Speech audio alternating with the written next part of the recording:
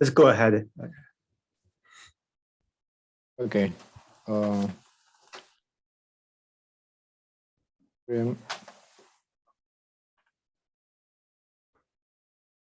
So does everybody see my screen? Yeah. So this is my current project. Actually, the title is Quantum Model for Gene Regulatory Network, which is the idea behind of it. So first of all, for those who are not familiar with quantum computing, I will try to introduce everything regarding to quantum computing in a couple of slides again. So the main difference between the classical computing and the quantum computing is the definition of the unit of information. A bit is the unit of information in classical computing, and the qubit is the unit of information in a quantum system. Our understanding about quantum system is that we have superposition and entanglement in a quantum system. So basically, we can have two states at the same time. So in classical computing, we can also define a bit as which has two states, 0 or 1, as in direct notation, which is in vectors. 0 is the vector 1, 0, and 1 is the vector 0, 1. So if we are now talking about quantum computing, and we have a qubit, C having C 0 contribution of 0 and C1 contribution of 1. In other words, we have two states at the same time.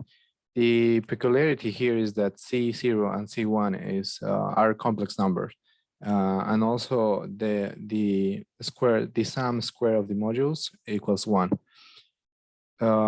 Just a math definition is that the qubit is an element of the complex square base.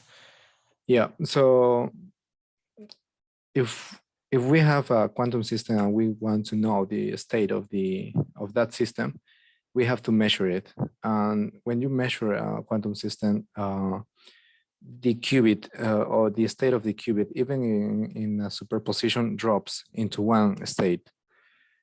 It means that we have certain probability to observe 0, which is the square module of C0, and the square module of C1 to observe 1. So that's the property, the very important property of a qubit. So just as an example, here are two qubits with different C0 and C1. More specifically, a different value of C1.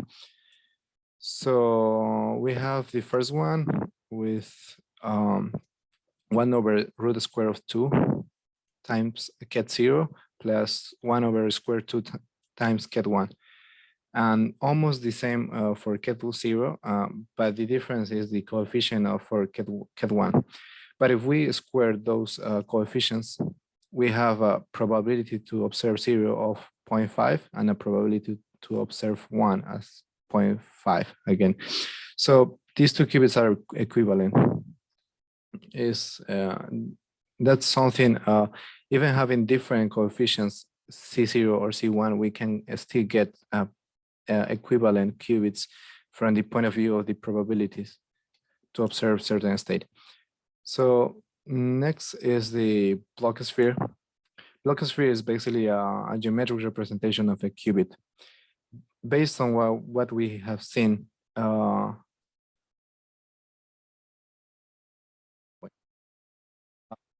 definition of a qubit, which is C0 times ket 1, C0 times ket 0 plus C1 times ket 1, we can use the Euler's formula to also represent the same qubit, which is given in this way. So we just, in this in order to get the block sphere representation, we only replace a few things more, which is R0 as a cosine of an angle and R1 as a sine of an angle. Since we know that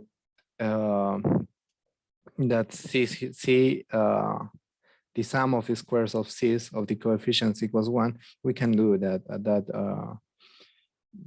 kind of replacement. And also we divide by e to the I phi 0.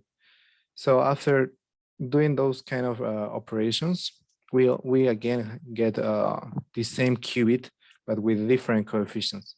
So right now in this formula, we have two parameters, alpha and c, where c is the phase of the coefficient of the phase of C1 minus the phase of C0. So based on that, we can construct a geometric representation of a qubit, where C is the angle of the projection of the qubit into the plane x1 with the x-axis, and alpha is the angle of the qubit with the z-axis. So the range of those values are, I'm sorry, there's a typo. This should be alpha.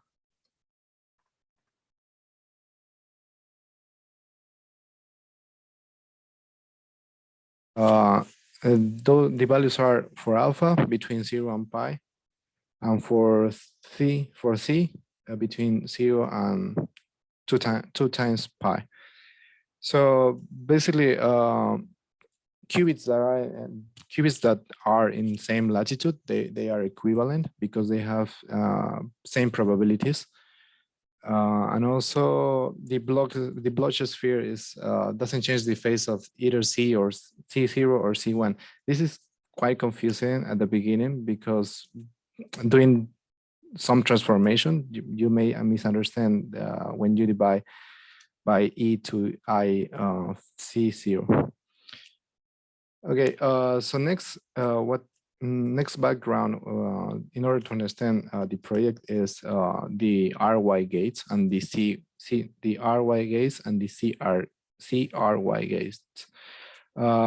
Just some definitions for quantum gates. Is that a gate is applied on a single qubit. A gate that is applied in a single qubit is a unitary matrix. It means that G dagger times G equals the identity, where G dagger is the conjugate transpose of G, which means is the transpose and then the conjugate of each value inside that matrix. Also, a gate in quantum computing is a unitary operation. It means that it means this part, the G dagger times G equals identity, and that the gates are gates or any operation that is not a measurement are reversible.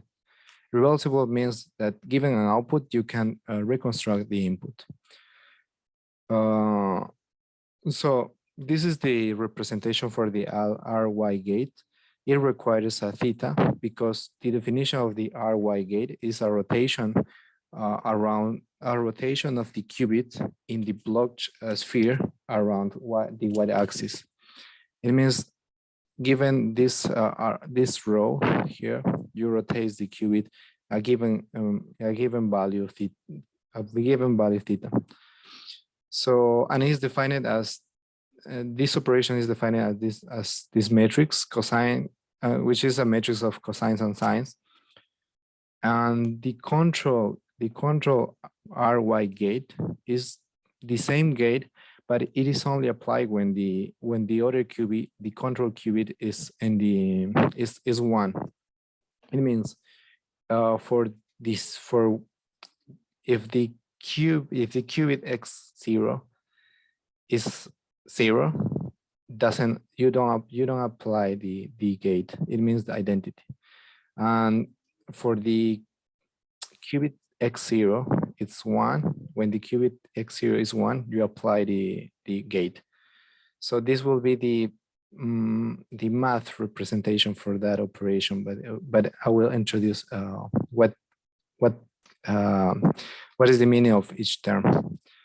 So some math that is needed for quantum computing is a couple of operation: tensor product, inner product, and the outer product. Tensor product is represented by this symbol, which I believe is x times or O times. Sorry, O times is the name of this symbol.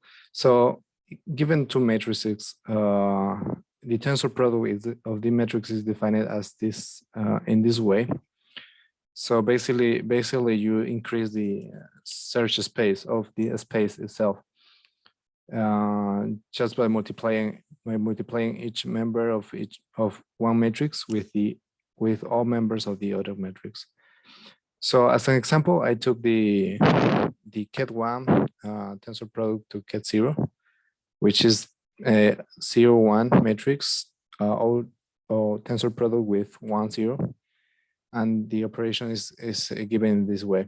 So the final output vector is 0, 0, 1, 0, which in ket or in direct representation is 1, 0, is ket1, 0.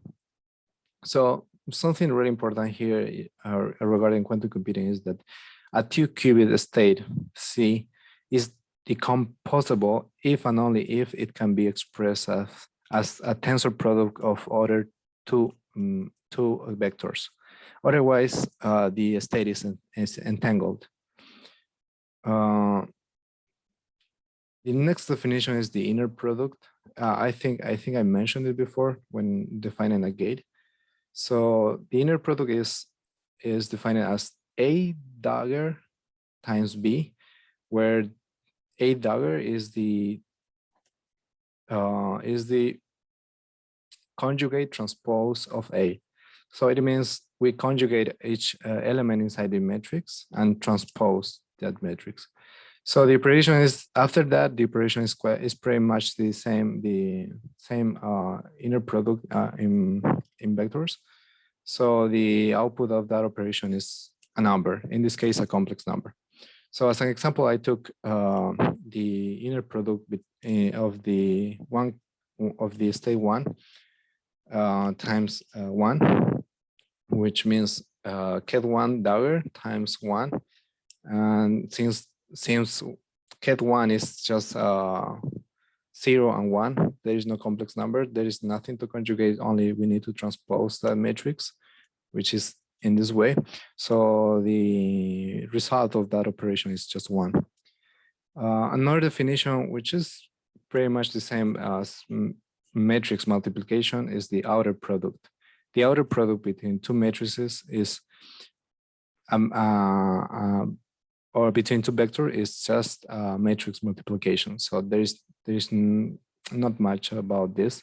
So as an example, in direct notation, is I took ket0 times the conjugate transpose of 1, which is in this, the operation is in this way: vector 1, 0 multiplied by 0, 1.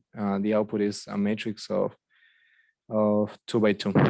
So basically, those are operations needed in quantum computing. The inner product and the outer product, I believe, is quite familiar for everyone here. The only new thing is probably tensor product, which is from the point of view of just computing the result, is just multiplying all elements in one matrix with all elements in the other. So next thing is to introduce a quantum circuit. Actually, I'm using a quantum circuit from a previous result, but since right now we know that we can do the RY operation and the control RY operation, the quantum circuit is just a sequence of quantum gates. In some cases, also measurements and resets. But for our application, we only need quantum gates. So in this diagram, we see the initialized input as ket0 in all qubits, and then a sequence of quantum gates. In the first layer, L itself, we have 3 RY gates, and in the next layer we have a different combination of the control gate, control RY gate. And at the end of the sequence of operation, we have the phi output, which is a quantum state of this quantum circuit. So based on the quick review we have seen, the L self layer is defined as RY tensor product RY tensor product RY 3 times, which means we are just computing the tensor product between these three gates. L1 is defined as first the contribution of this half part times the contribution of the second part. The contribution of the first half is here in the second part of the equation. But basically, when the control gate is 0, the RY is the identity because we don't apply when it's 0. And since this is a wire, also tensor product with the identity, plus the contribution when we have the control gate at 1, tensor product RY, tensor product identity. And identity is always identity because this part is a wire. That's the contribution of the first half. The contribution of the second half of this layer is mathematically expressed as, again, our control gate when it's 0, tensor product identity because this part is a wire, tensor product identity because RY is identity when the control gate is 0, plus the contribution when the control gate is 1, tensor product identity because it's a wire, tensor product RY because this gate, this operation is performed when the control gate is 1. So after all of this large expression, that will be our transform matrix for L0. And same applies for L1 and L2. Christian, I have a question here. So the L1 expression is quite different from the other L0 and L2. Yes. You didn't express out the CRY gate. You just that's right. I didn't write down that. Yeah, but if you express them out, that it will be looking at similar as another 2 layers. If I change the expression of CRY, it's going to look pretty similar to L0 and L2. Okay. Have you tested this using Python? Using Python? It's just a mathematical expression, or you have tested? Actually, my code computes this kind of expressions. Okay, good. Yeah, so both match the theoretical results and the code. So that's a good thing. That's great. Yeah.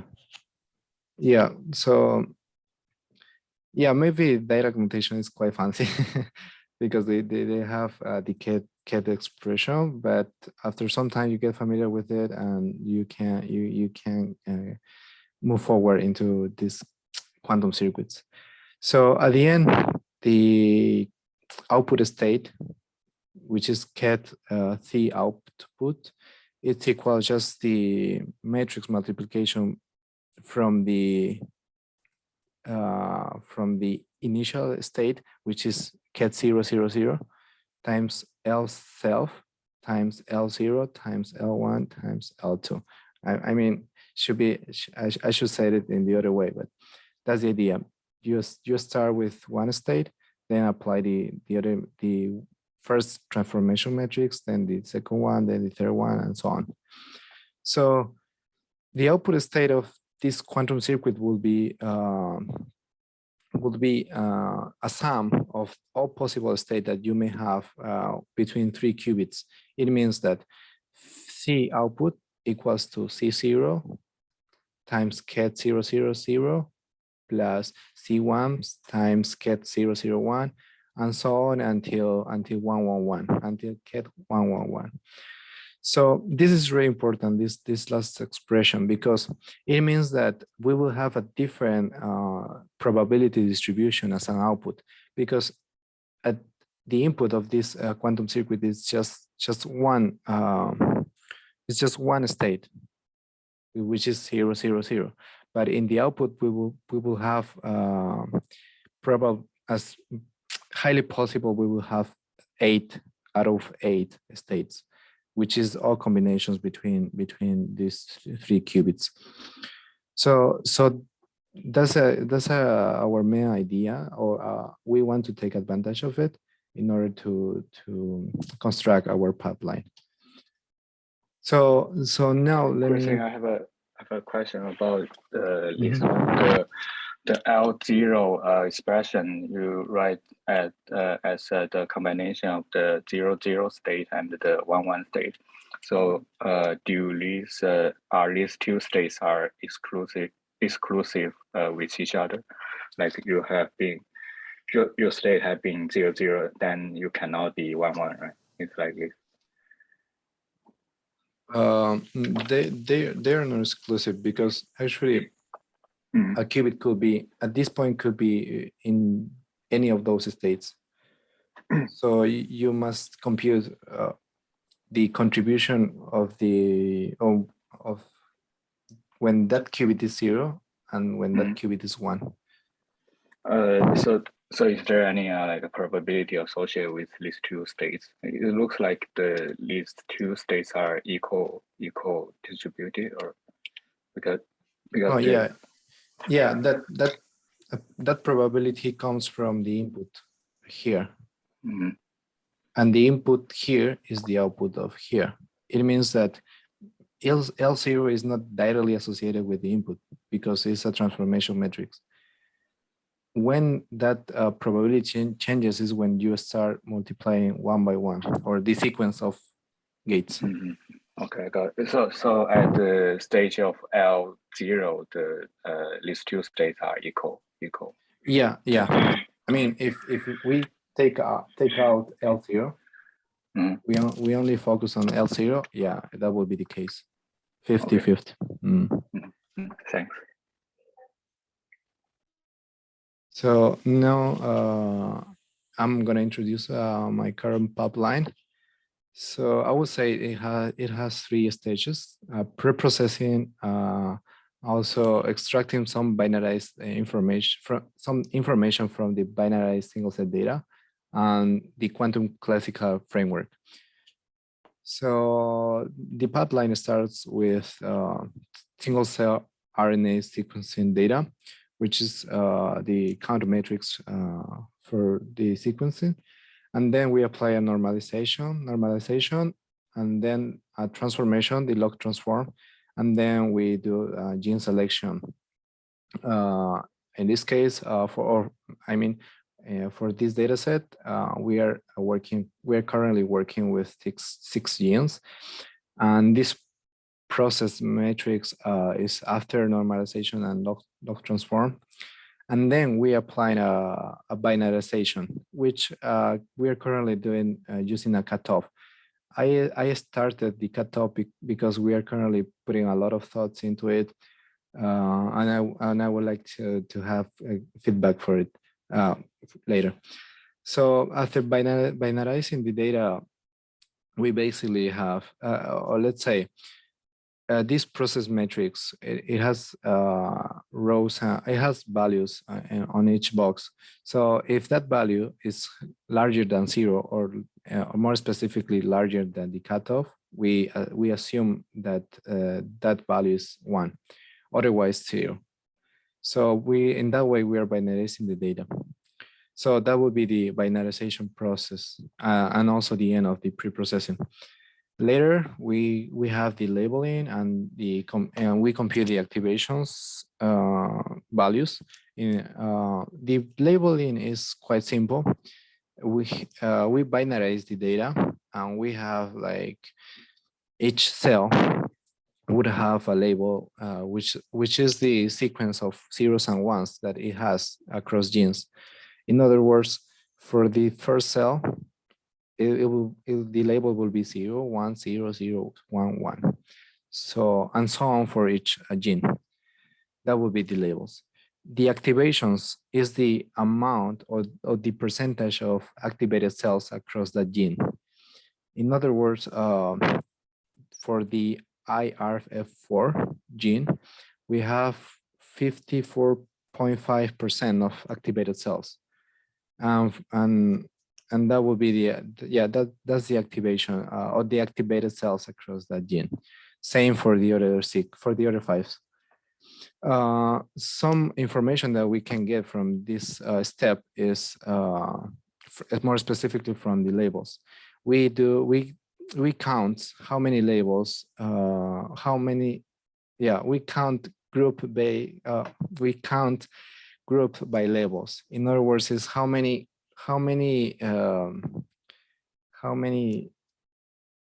labels we have for each kind of labels. It means we are counting how many. Should I say that? We are counting how many occurrences we have for each label. So after computing those values, we have an observed distribution, which considering that we have 6 genes, it's 64 possible outputs. That will be our observed distribution here. Not sure if everybody can see like really into details, but here the cell activation state, we have the 64 possible outcomes, and this is the distribution of how many occurrences we have for each state. So this is our observed distribution from the binarized data.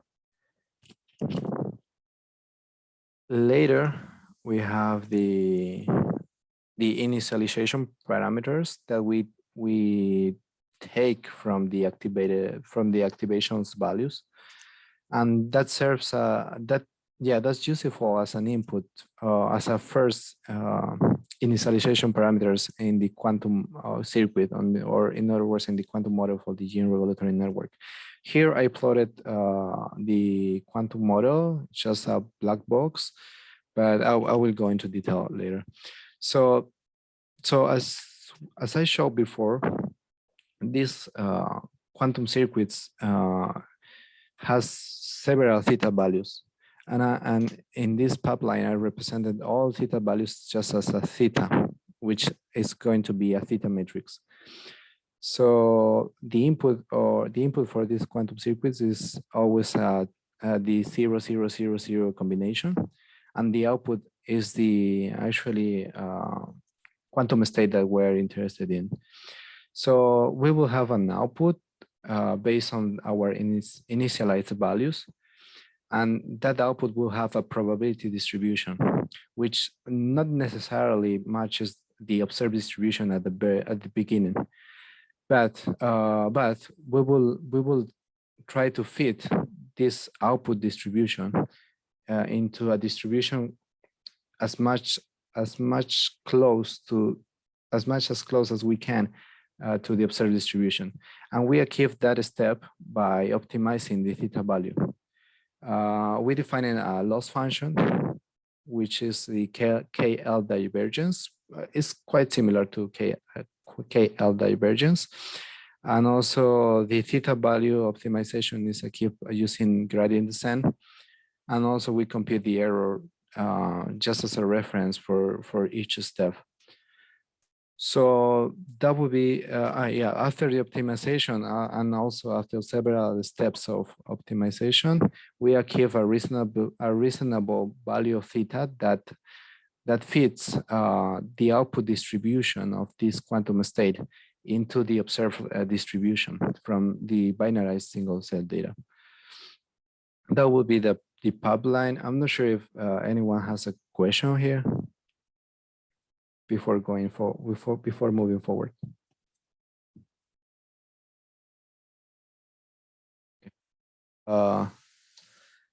So I showed this quantum circuit before, and I would say, yeah, I would say this will be the quantum circuit for just 3 genes. We are currently working with 6, but this is quite illustrative to understand how the quantum circuit is built. So first of all, we have the self-revelation layer represented by L self, which is initialized using the activation levels from binarized data. It means these values are useful to initialize this self-revelation layer. And then we have the edges, which are all other layers across the quantum circuit, which is a fully connected network, basically. So it means from the first qubit, we control the second qubit, and then from the same qubit, we control the second qubit. I'm sorry, the third qubit. From the second qubit, we control the first one and the third one, and from the third one to the first one and to the second one. So it will be a fully connected network. And of course, we have the quantum output, quantum state output. Yeah. So our assumption is that the quantum circuit will construct a fully connected gene regulatory network where the theta I will be the thetas in this layer, in the self-regulation layer. That will be the self-regulation parameters, and all the thetas are regulation parameters between genes, between a control gene to a target gene. So I have a question here for this L self layer. So you allow the optimizer to change the value of initial value theta 0, theta 1, theta 2. But did you found the final result will be very similar to the initial value? Can we just fix this because we observe the percentage of activity? Yeah, yeah, I can fix it, but it's more complicated to reach a good error or loss function, a good and reasonable value of the loss function or the error. So that's what you found. If you allow it to change, then the trainability is better. a bit easier. Okay. Mm-hmm. The final value will be very similar to initial value. Sometimes not, No. but most of the times. Okay. Mm-hmm.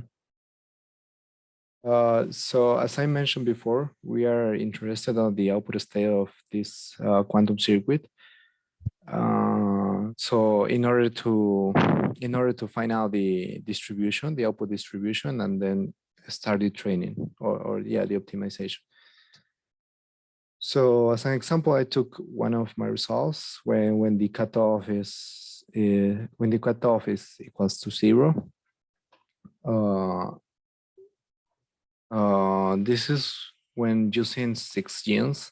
So basically each qubit represents 1 gene. I forgot to label each qubit, but from 0 to 5, it means that 0 is IRF4, then REL, and so on. So this will be the whole diagram for the quantum circuit having 6 genes. As you can see, all qubits are initialized as 0, and then we have the self-regulation layer, and then we have the fully connected network from 0 to 1 to 3 and so on. So in this case, as total, we have 36 parameters that we are training. And the output of the optimization is given in this table. This table also contains ground truth, so we are also trying to compare our result with ground truth. The initial values are here. As I mentioned before, self-regulation are initialized using the activation value, the activation values, and any other value, more specifically, any age is initialized as 0. And then we have the results after the optimization.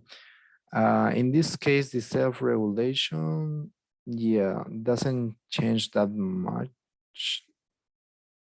Yeah, but we're currently validating our results with the ground truth. Ground truth, 1 means up regulation and -1 means down regulation. So we have 8 out of 11 good predictions and 3 out of 11 mismatch in our prediction. The difference columns will be the difference between the final value and the initial values, but on hexagonal degrees. It means this value minus this value divided by pi and times 180. This helps us to interpret what's going on in the Bloch sphere. Some good positive results is that we are predicting some relationships that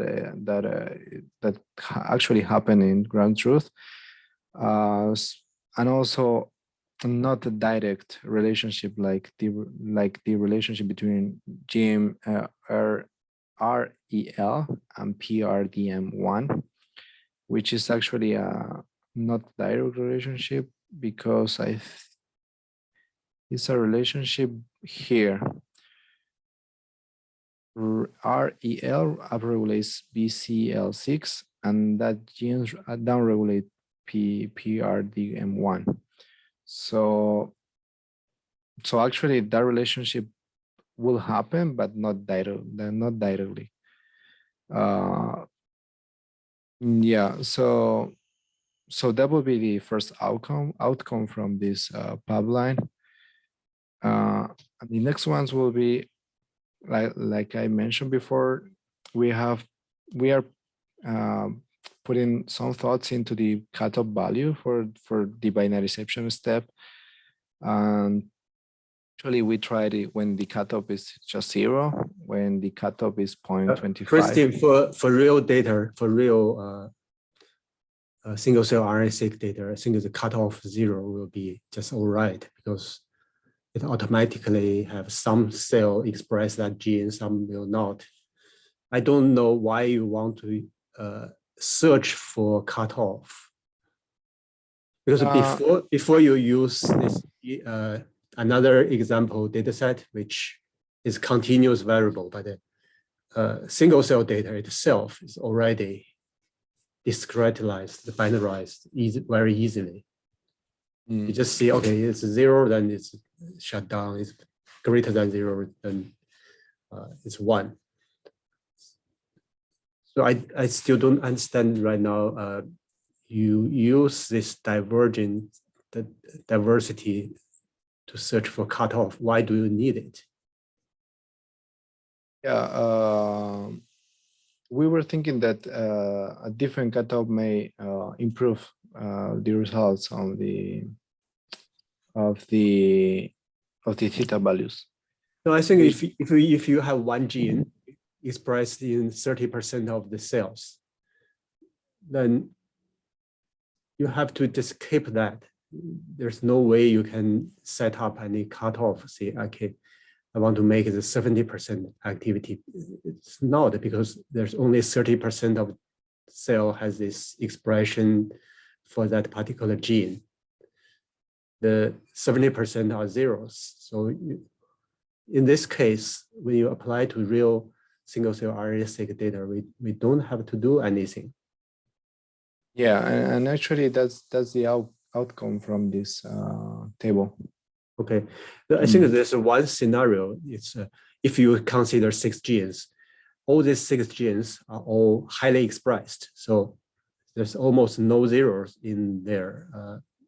Then in that case, we may need this cutoff. Say, okay, greater than 3 is active, less than 3 is inactive. But in this example data we have, like, there are a lot of zeros already.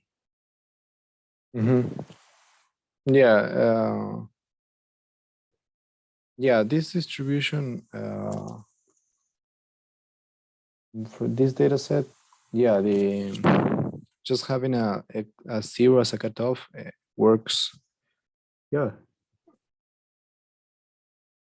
Yeah. What? I think the cutoff you are doing right now is for imputed data. If you imputed use magic, for example, then there's no zeros. They all have some small values. Then you can set up a cutoff.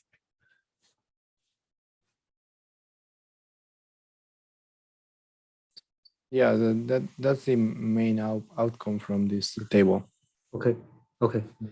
So we can see, okay, once we have data imputed, and then we need a cutoff. If the real data and a lot of zeros, sparse matrix, we don't have to. We just set anything greater than 0 is 1, otherwise keep 0. Then that's all. Yeah, also the good thing from this table is that some relationships are quite consistent, also consistent with ground truth. Yep. But the bad thing of doing imputation is that it gives us what we're looking for in ground truth, but also give us false positive a lot of them. So yeah, that's still, I think this table help us to understand other scenarios. Okay, yeah, that's right. Yeah, so we just try different strategies and then see, okay, in what conditions we need to use what kind of strategies later. It's good. So let's go ahead. Yeah. So just to show everybody this table, I've tried different ways to set up the cutoff, which was probably the last step or the last issue to address. So I tried the default as cutoff 0, cutoff 0.25 using the diversity function here on the right. Then trying to keep variance around 0.5. To achieve that, I need I reach these activation values like 50, 42, 38, and so on, and also using imputing data. Also imputing data using magic. So I tried to approach using magic, just setting 0.5 activation values, and also decreasing the activations from 65 to 40. So those are a different approach to address the cutoff value, especially in absence of or having a lot of zeros, which in that case we may need to impute data. So this table will be helpful to understand that kind of scenarios. The main conclusion is, yeah, imputing data may help to have to find the relationships that we are looking for or we are trying to match with ground truth, but also it adds like more information that which exactly doesn't happen in reality. Like for example, this row, the first 3 agree that the value is not high or shouldn't be high, but the imputation data increase that value, giving us a false positive, maybe a false positive, a potential false positive. Also here, having imputed data, we achieve a value of 58. So having imputing data will help to find some relationships by give us false positives. And using another kind of values for the cutoff around 0 matches quite similar with the cutoff 0. So there is no need to go into detail or to use the diversity function in order to set up a cutoff. And keeping the variance around 0 also matches pretty similar, also matches the previous two, when the cutoff is around 0.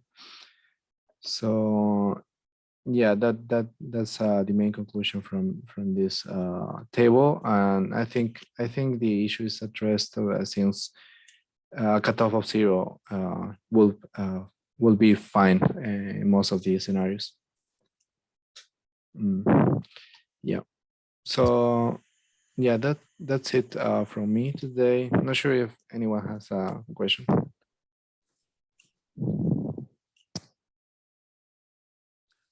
So the real data you used here to estimate the probability is 4,000 cells, something like that. Yeah. Yeah, I prepared a data set which same data set counted 3 times higher numbers of cells. So I will give you the new data set. Yeah, I will try out in this pipeline. Oh, I have a question.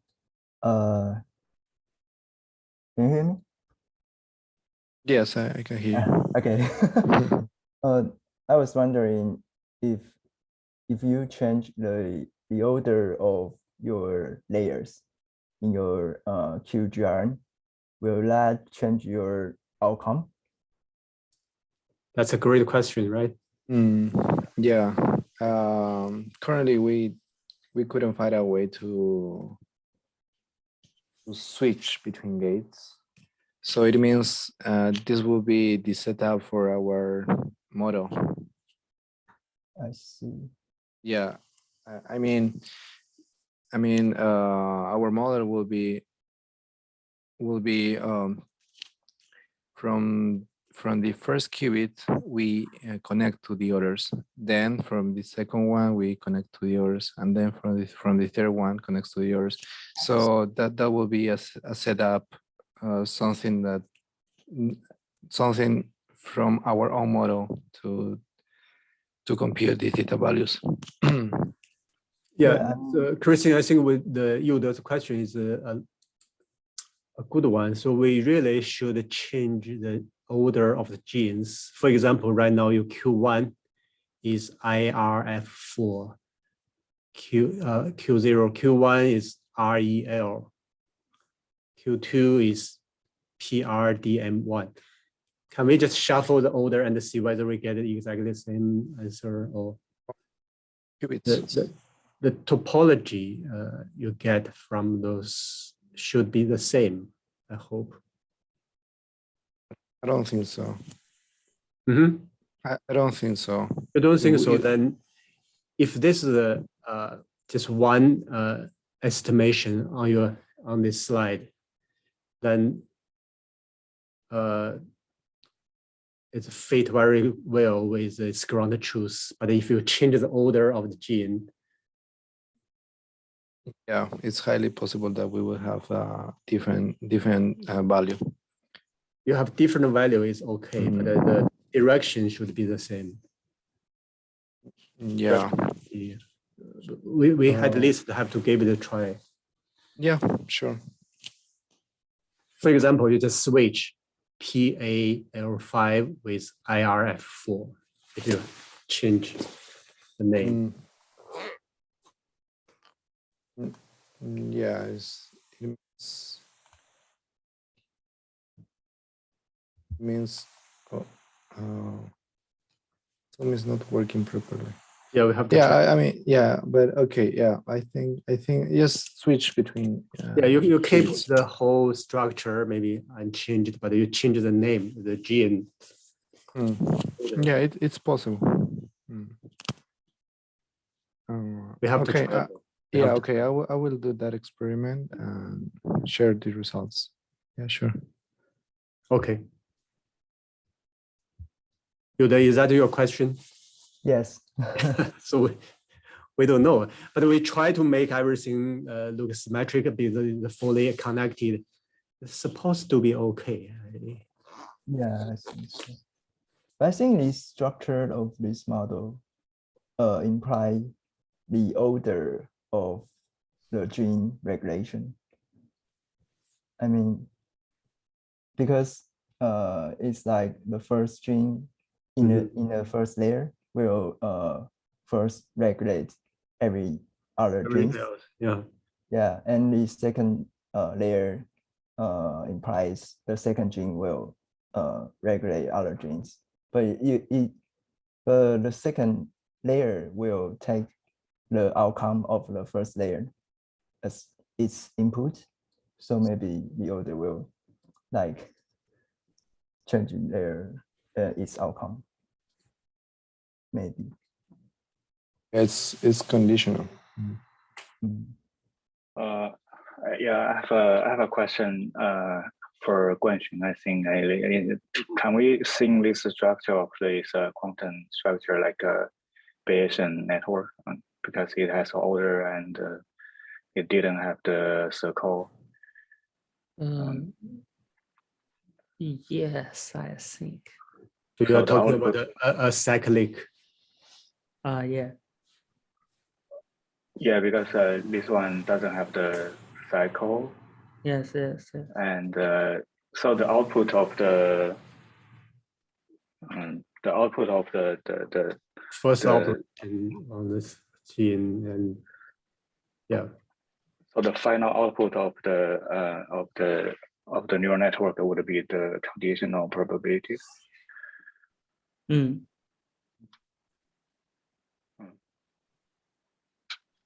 And okay, so the order would matter, right? Yes, of course.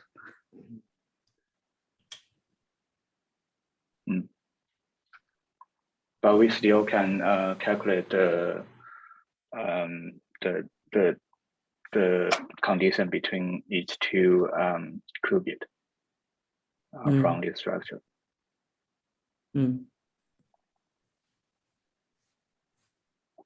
It's my understanding, right? No.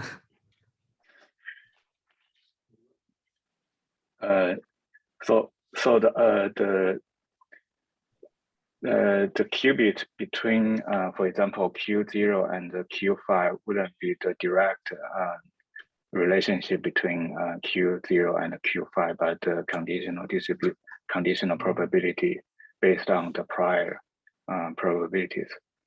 And if we change the order, what we want to know is we have to calculate the condition, the probability between the Q0 and the Q5 again, not see the, I mean the learned parameters and straightforward say that that's the relationship. That's what I understood. Oh yeah, it's not straightforward. So if you change the order, you need to calculate the whole graph. It's not that, yeah. If you transfer from one order to another order, it's hard. It's not direct to get one graph from another graph. So you need to calculate the whole graph again.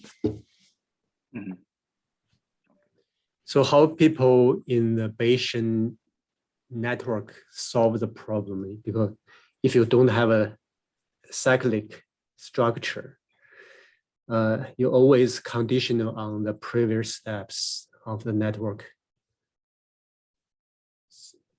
So maybe we need to find the same argument. People use Bayesian network to model this, and how can they solve the problem? So I didn't get the question. So what do you mean how to solve? I mean, if Bayesian network people apply this to gene regulatory network modeling, they also have to see, okay, why we can model this without considering the cycling, because you have feedback on the genes. If they can argue, see, okay, we use some strategy to see, okay, it's possible, so we can borrow that argument. See, okay, although we have this older issue and which gene add into the network first will have the impact on the marginal probability at the end. We can borrow the Bayesian network modeling people's argument. I think Zhou Quan is working on that. Yes, but I think the graph they construct is there is no circle. I think they don't consider about the feedback. So it's just give the order, and then from the order we can construct the Bayesian network.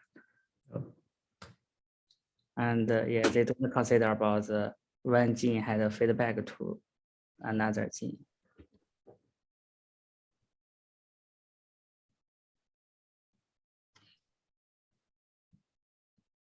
But here we do have a feedback because we have, because we have, for example, this gene, that's gene 0 control 1, and here the 1 control 0. Right? Yes. Yeah, if we, I think big network can not handle this kind of feedback. We still handle it, just the parameters is conditional on the previous step. So we may have to interpret the parameters differently from just a static network we build. Static means everything is fixed there, but here we have to consider like a cascade, and one step have an impact on another. So the first parameter in the front upstream of the network will be inflated somehow. So we may have a way to consider how to use the downstream to weight down the top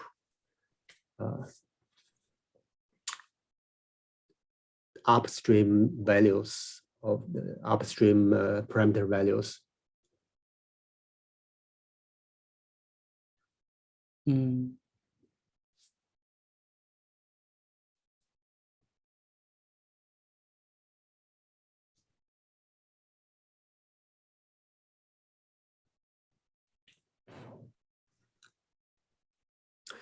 Search for any method that also depends on the order.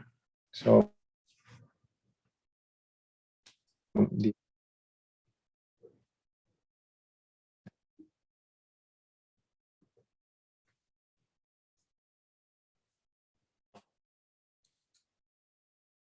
yeah, my Zoom is okay. I'm sorry, my computer. No Okay, problem. I was saying I will search for any other algorithms that also depends on order.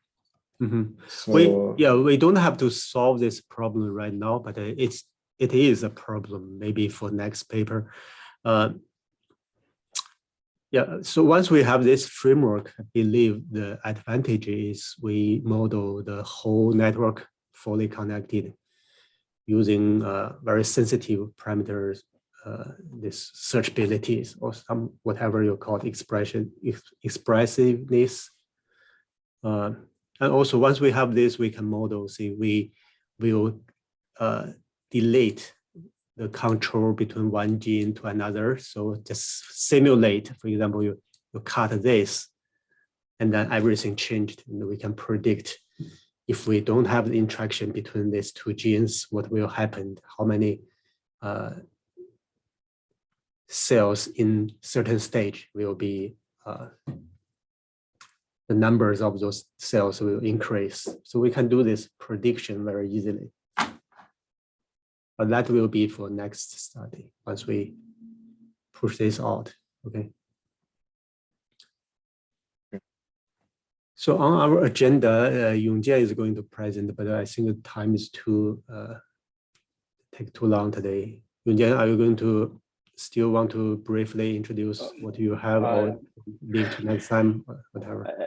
I think since time is limited, I can talk to Guanxun privately, and Okay. just wanna say thank you to Yode, who helped me to modify my code for the IC24XCT. Okay. Welcome. Yes, I'm recently I'm developing the Python package with Yongjian. Okay, that's great. That's great. Hopefully we will have another package recently. Yunjie, are you talking about the new knockout method you developed, or is still this 24? 24XCT. Okay.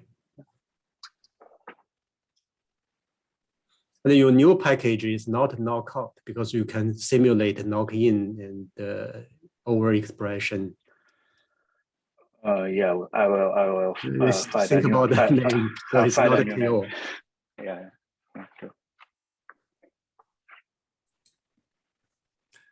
Okay, let's thank Christine for this report or whatever we call it. But we should start to write, and also I encourage everybody in the lab to write every day a little bit, short paragraph, and send to me, because if you don't write, you will have nothing come out. It doesn't matter what you write. Any writing, any piece we can put in either introduction, methodology, or in the discussion. We always can use it. Okay, I think that's all. Do you have anything else from you, the Guanxun? No? All right. Then we can say good night to Yude and enjoy the cold weather. Okay. Thank you. Good night. Good night. Good night, Bye-bye. Bye bye. All right. See you later.